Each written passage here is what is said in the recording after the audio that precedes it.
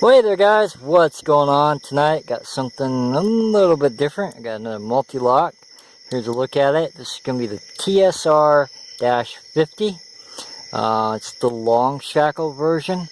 I did the short shackle back when I first started my channel back in 2010, I think, or 2009 even. And I'll go ahead and show you guys if this lock is working. There it is, unlocked.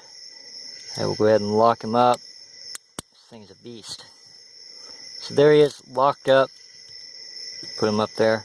I got the camera slightly different, already set up, ready to go when I start picking this guy. But here's a look at the key bitting right there. There's something a little, I don't want that to fall. Something a little bit different about this. Number one, it's got pin and pin. So it's got outer pins and inner pins. It does have spool pins in it. So if you notice here, it's one, let me get my pick out, use as a pointer. It's the 5th pin, 4th pin, 3rd pin, and the 1st pin is right there. This guy, I'm not sure what this guy is doing.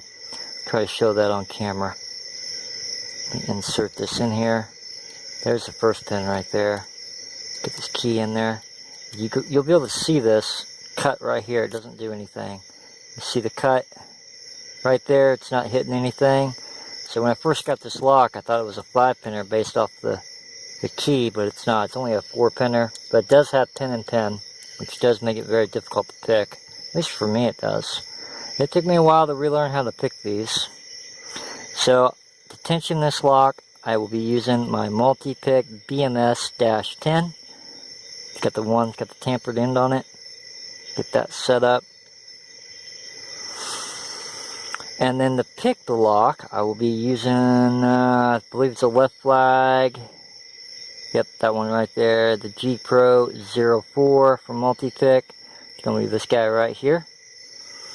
And let's see if I can do this on camera. So I need to get to where I can see the lock, and hopefully you guys can see everything too. If I can get this lock into a false set within a decent time, should be able to get it open. Coming under the 1st pin, binding. Tension wrench is slipping around on me.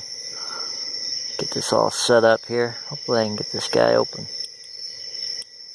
1st pin, here we go.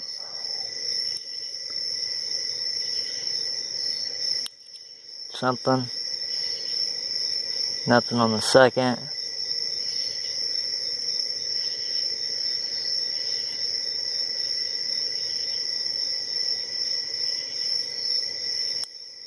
Something on the 3rd, my 1st pin dropped down. Nothing on the 2nd. Nothing on the 5th. Something is just not quite right with my tension wrench here. Okay, let's have another go at this. It's a lot easier to pick this guy off camera because different position. Got something out of the 1st, nothing on the 2nd, nothing on the 3rd. Coming back out of them.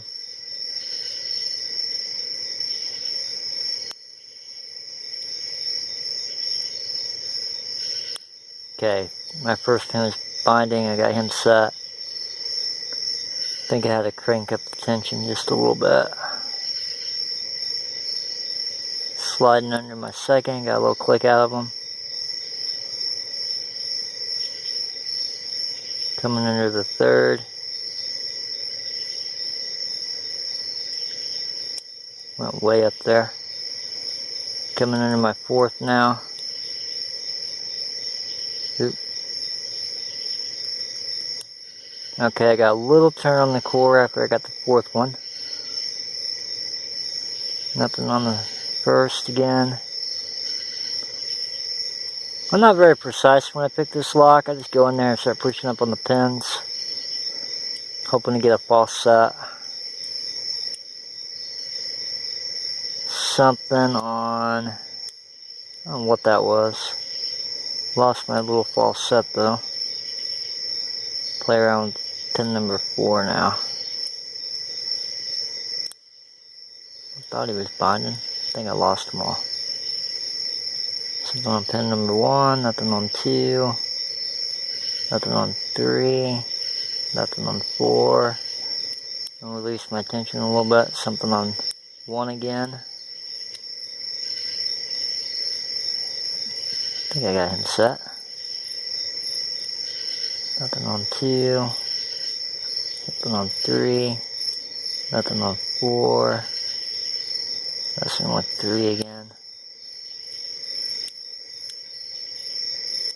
A lot of times when you pick these multi-locks, you gotta use give and take tension.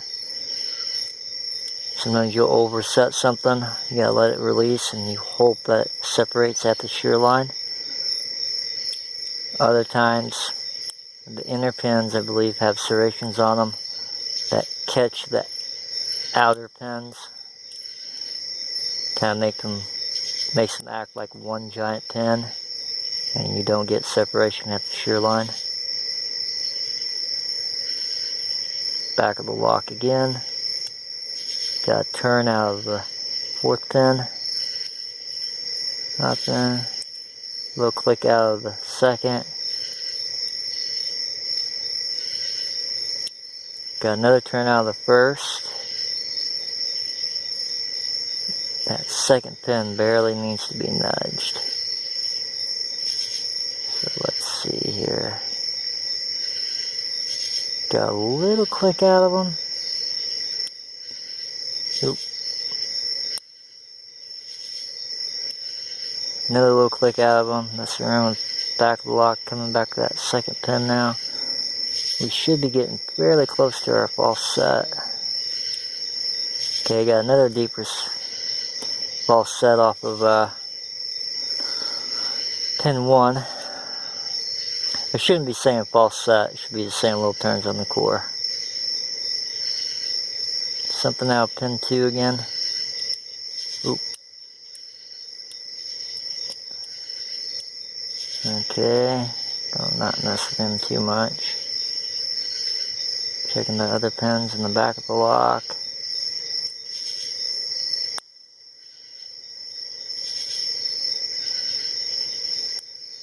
Another little click out of number 2.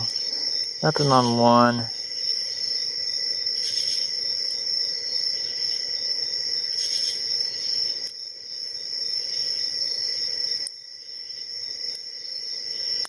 Okay. There's my deep false set that I was talking about. I think that came off pin 2, but I could be wrong. I think once you get a deep false set like this in a multi-lock, it generally means all the outside pins have been picked. And then I think you gotta pick the inner pins. But I'm not sure how true that is on my case, because I'm sitting there, I don't know if I'm picking inner or outer. I'm just pushing up on pins. I feel something bind, I go with it. So now I'm gonna start looking for counter rotation. I'll try, not sure if you can even see that first one. Yeah, you can. I'm going to try pin number 1. Let's see what we get out of them. Nothing. First time I opened this lock, I think it was off pin number 4. Then second, third time I opened the lock, it was off of pin number 1. So I'm not sure what was up with that and why it changes. Let's see here. I'm getting a little something. Boy, this is hard for me to tell. Not sure if that's me or the spring in the lock. Nothing on 3. Nothing on 3 and 4. Okay, 1 dropped back down. I barely touched him. He went up. And I just barely kept shoving 1 up and started to tickle him just like that with my pick. And we are open. So, super excited to get this on camera, guys. I picked the TSR-50 long time ago. I didn't even know what I was doing.